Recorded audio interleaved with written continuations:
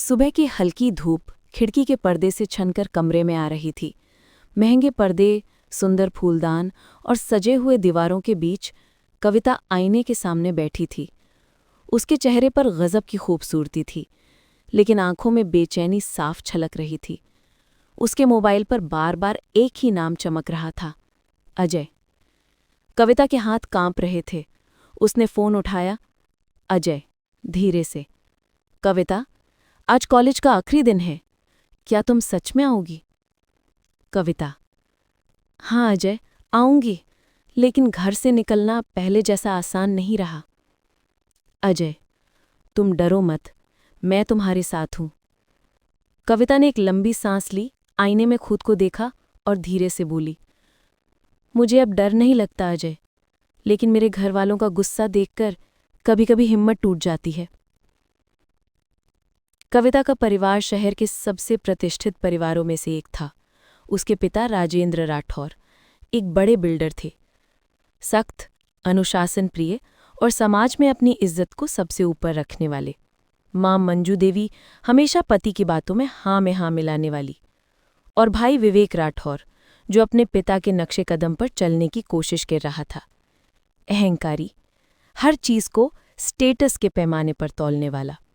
घर में सब कुछ था, सुकून छोड़कर। 2 साल पहले की बात है। कविता कॉलेज के गेट से अंदर जा रही थी, तभी उसकी किताबें हाथ से गिर गईं। हवा में उड़ते हुए पन्नों के बीच एक लड़का झुककर किताबें उठाने लगा। वही था अजय। साधारण कपड़े, सीधी साधी मुस्कान, लेकिन आंखों में सच्चाई। Kavita, thank you. Ajay, thank you नहीं, कॉफी पिलाना पड़ेगा। कविता हंस पड़ी। उस दिन से शुरू हुआ रिश्ता धीरे धीरे गहराई में उतर गया। अजय गरीब घर से था। उसके पापा मजदूर, माँ कपड़े सिलती थीं। लेकिन उसका सपना था कि कविता जैसी लड़की को खुश रखने लायक बनना। कविता को जब पता चला कि अजय का परिवार कितना गरीब है तो उसे फर्क नहीं पड़ा, लेकिन उसके घर वालों को पड़ा, बहुत बड़ा फर्क। एक दिन रसोई में माँ से बात करते हुए उसने बताया, कविता, माँ, मुझे अजय से शादी करनी है। मंजू देवी चौंक कर, क्या? वो मजदूर का बेटा? बेटी, तेरा दिमाग खराब हो गया है क्या? राजेंद्र राठौर ने सुन लिया था। राजेंद्र, कविता, तू जानती है ना, राठौर परिवार की बेटियां किसी गरीब से शादी नहीं करती। हमारे बराबरी के लोग हैं बाहर। हम किसी अजय वजय को दामाद नहीं बना सकते। कविता की आंखों में आंसू थे, लेकिन आवाज ठोस थी। पापा, मैं शादी करूंगी तो अजय से ही। घर का माहौल बर्फ जैसा ठंडा हो गया। विवेक, जो हमेशा अपनी बहन को कंट्रोल में रखना चाहता था, अब गुस्से से लाल हो गया। एक दिन उसने कविता के फोन से अजय को मैसेज किया, अब कभी मुझसे बात मत करना, सब खत्म। अजय को लगा कविता ने रिश्ता तोड़ दिया। वो टूट गया, घर से बाहर चला गया काम ढूंढने। लेकिन अगले दिन कविता कॉलेज पहुंची तो अजय गायब था। उसने चारों तरफ ढूंढा, दोस्तों से पूछा, लेकिन कोई पता नहीं।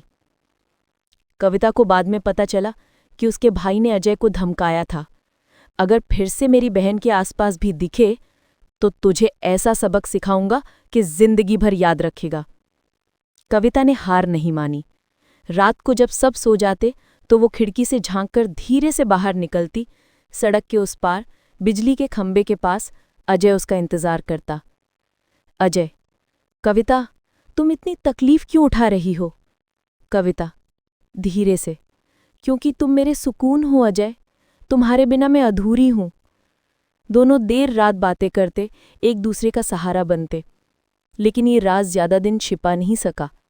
एक रात विवेक ने कविता के कमरे में जाकर देखा, खिड़की खुली थी।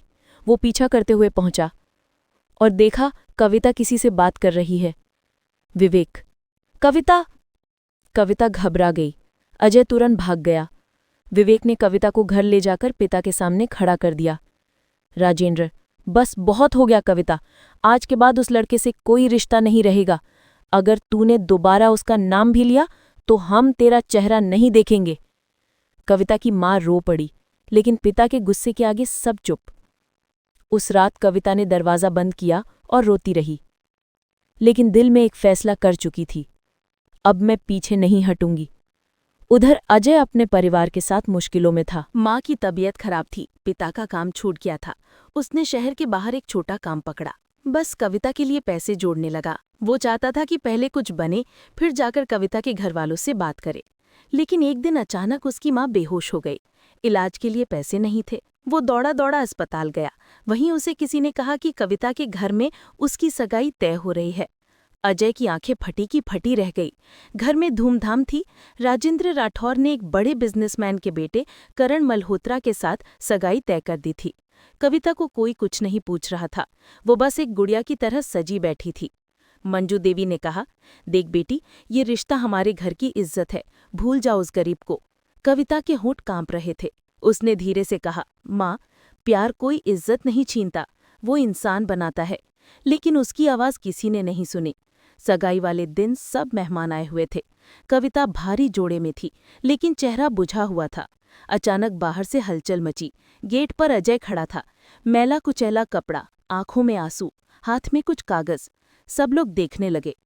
राजेंद्र गुस्से में, कौन है ये? अजय, मैं अजय हूँ, कविता से मिलने आया हूँ। विवेक दौड़कर उसकी तरफ गया। तेरी हिम्मत कैसे हुई आने की?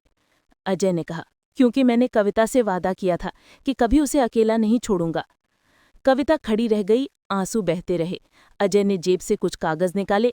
ये मेरे जॉब का ऑफर लेटर है अंकल, मैंने मेहनत की है, अब गरीब नहीं रहा। सब स्तब्ध थे। राजेंद्र कड़क आवाज में, पैसे से सब कुछ नहीं बदलता, खानदान भी मायने रखता है। कविता अचानक खड़ी हुई। पापा, अगर खानदान ही सब कुछ है तो प्यार कहाँ जाएगा? सन्नाटा छा गया। अचानक बाहर तेज बारिश शुरू हो गई। अजय बाहर चला गया, लेकिन कविता वहीं खड़ी थी, चेहरे पर गुस्सा, आंखों में आंसू। विवेक बोला, दीदी तू समझ क्यों नहीं रही? वो लड़का हमारे लायक नहीं है। कविता ने धीमे स्वर में कहा, शायद तुम सही हो विवेक, लेकिन जो दिल के लायक होता है वो हर बंदिश तोड़ देता है। वो कमरे में चली गई, दरवाजा बंद कर लिया। सबको लगा वो रो रही है, लेकिन जब दरवाजा खोला गया तो कविता वहां नहीं थी। गेट खुला हुआ था। बाहर बारिश में बस के टायरों के निशान थे। मेज पर एक चिट्ठी रखी थी। पापा, मैं आपकी इज्जत तोड़ना नहीं चाहती थी, लेकिन अपने प्यार को छोड़ भी नहीं सकती थी। मैं अजय के साथ जा रही हूँ। शायद एक दिन आप समझेंगे कि प्यार गरीबी नहीं देखता। राजेंद्र राठौर के हाथ कांप गए। मंजू देवी रो पड़ी। विवेक गुस्से में दरवाजे पर लात मारता रहा। बारिश तेज होती जा रही थी और सड़क के उस पार अंधेरे में दो परछाइयां एक दूसरे का हाथ थामे दूर जाती दिख रही थीं। कविता और अजय। बारिश की वो रात सबकी जिंदगी बदल गई थी। कविता और अजय अपने अपने घरों से दूर एक नई दुनिया की तलाश में निकल पड़े थे। शहर से कुछ किलोमीटर दूर एक छोटे से कस्बे में उन्होंने एक पुराना कमरा किराए पर लिया। दीवारों पर सीलन, छत से टपकता पानी और एक टूटी सी खाट। लेकिन इन सबके बीच भी उनके चेहरे पर एक अजीब सी सुकून भरी मुस्कान थी। सुबह सुबह अजय काम पर निकल जाता। किसी छोटी फैक्ट्री में अकाउंट्स का काम मिल गया था। कविता घर संभालती। कभी कभी पास के स्कूल में बच्चों को पढ़ाने भी जाती। एक दिन अजय ने लौटते हुए कहा, अजय, कविता, आज मैंने अपनी पहली सैलरी ली है। वो मुस्कुराते हुए बोला और उसके हाथ में कुछ रुपए रख दिए। कविता ने वो पैसे उसके माथे से लगाकर कहा, ये सैलरी नहीं अजय, हमारी मेहनत की जीत है। दोनों ने सस्ता सा खाना बनाया, मोमबत्ती जलाकर खाया। कमरे में खुशबू नहीं थी, लेकिन एक अजीब सी संतुष्टि फैली हुई थी। उधर राठौर परिवार में मानो तूफान मच गया था। राजेंद्र राठौर की इज्जत समाज में सवालों के घेरे में थी। राजेंद्र ने कहा, उस लड़की ने मेरी नाक कटवा दी, किसी मजदूर के बेटे के साथ भाग गई। विवेक ने कसम खाई, मैं उसे वापस लाऊंगा या फिर उस लड़के की कहानी खत्म कर दूंगा। वो कुछ आदमियों के साथ शहर से बाहर निकल पड़ा। कविता और अजय की तलाश शुरू हो गई। इधर कविता और अजय का छोटा सा संसार धीरे धीरे संवरने लगा था। कविता अब गांव के बच्चों को पढ़ाती भी थी, ट्यूशन देती थी। एक शाम जब वो बच्चों को पढ़ाकर लौट रही थी तो दरवाजे के नीचे एक पुरानी चिट्ठी पड़ी थी। कविता ने उठाई। कागज पर लिखा था, तुम सोचती हो तुम्हारा परिवार तुम्हें भूल गया है?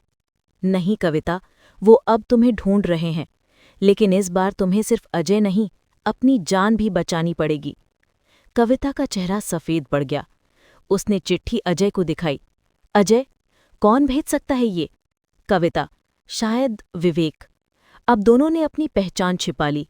कविता ने स्कूल छोड़ दिया, अजय ने नई फैक्ट्री में काम पकड़ लिया। लेकिन डर अब भी था।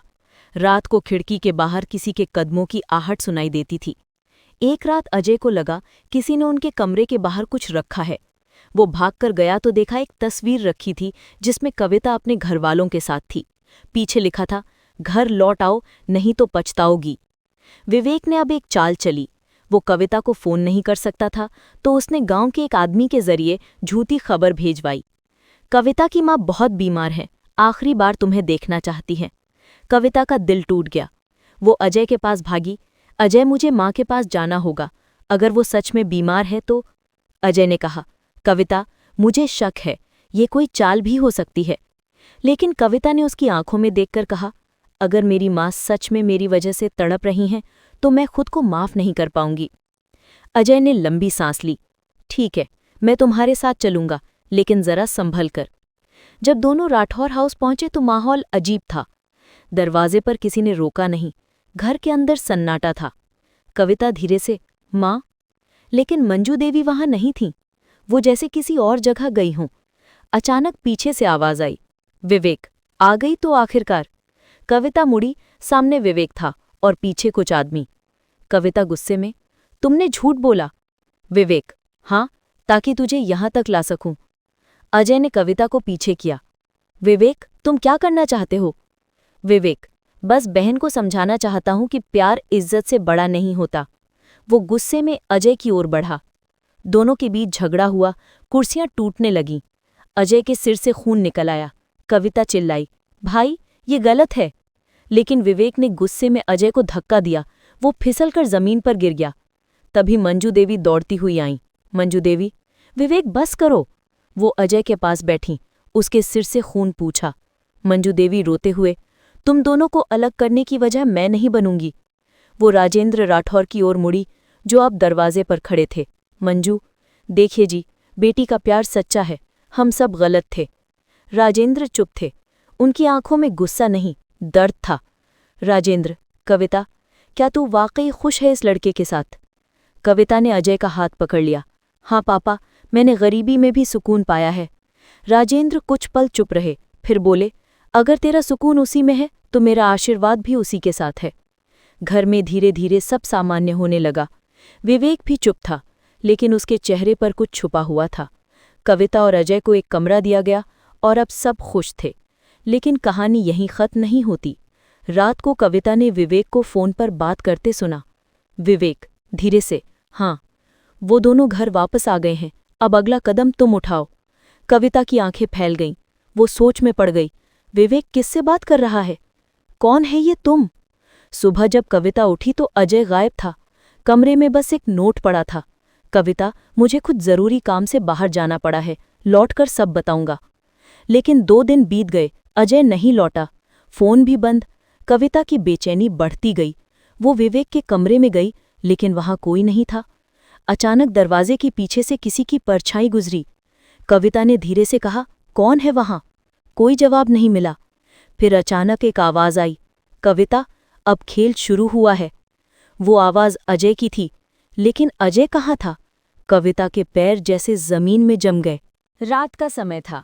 हवाओं में अजीब सी ठंडक थी। कविता बरामदे में बैठी थी, आंखें लाल, चेहरा उतरा हुआ। अजय को गए 3 दिन हो चुके थे।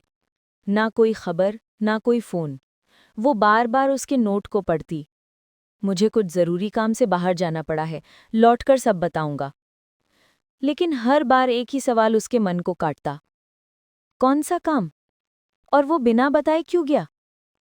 राठौर हाउस में सब कुछ सामान्य दिखने की कोशिश कर रहे थे, पर भीतर कुछ तो गड़बड़ थी। विवेक अब कम बोलता था।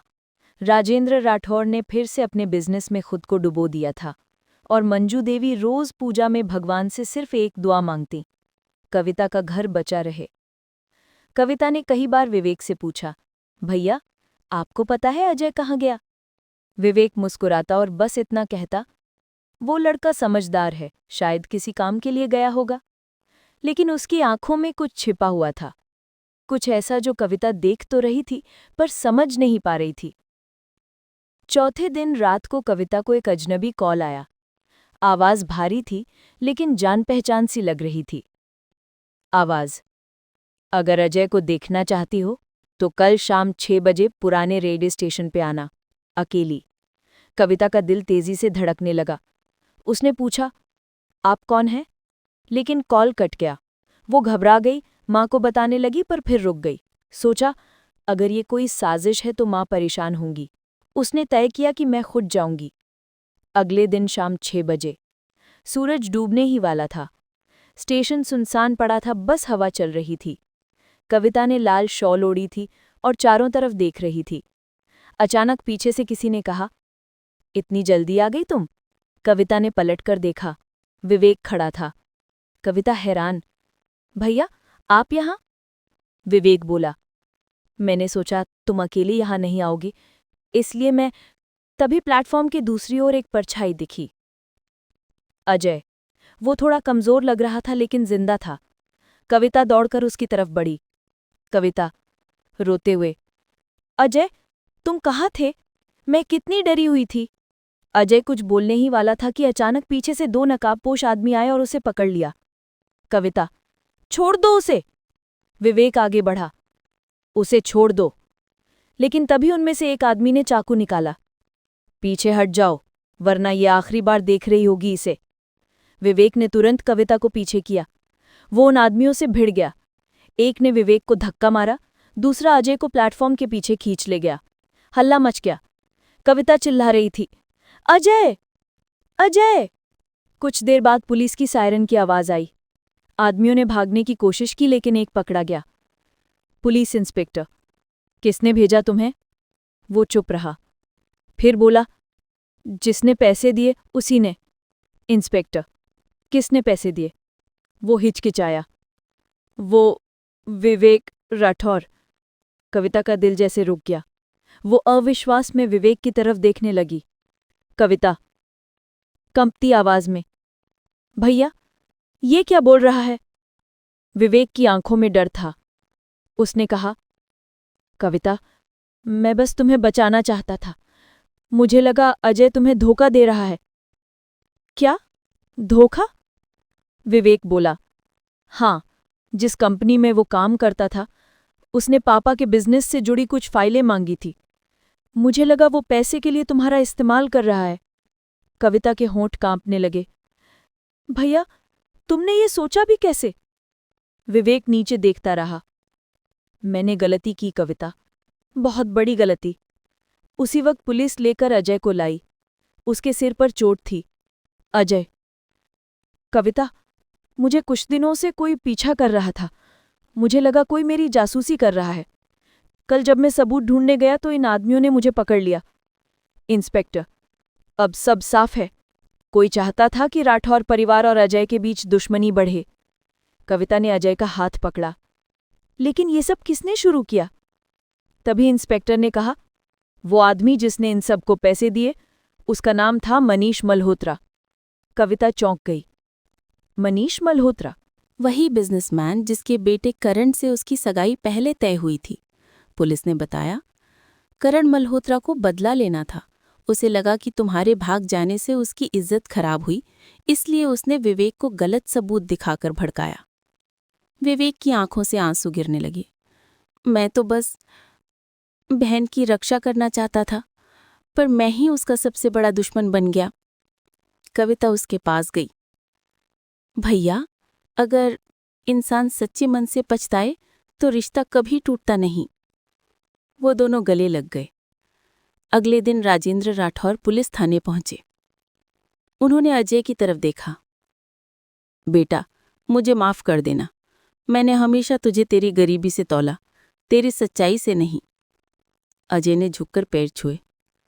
पापा, मैंने कभी आपसे कुछ छीना नहीं, बस आपकी बेटी को खुश रखना चाहता था। राजेंद्र ने उसका कंधा थपथपाया। अब से तू मेरा बेटा है। मंजू देवी की आंखों में आंसू थे। वो बोली, आज भगवान ने मेरी दोनों संतानें लौटा दी। कुछ महीनों बाद राठौर हाउस फिर से हंसी से भर गया था। कविता और अजय ने छोटी सी पर प्यारी सी शादी की। पिता ने खुद उसकी डोली उठाई। विवेक अब शांत, समझदार और परिवार का सच्चा सहारा बन गया था।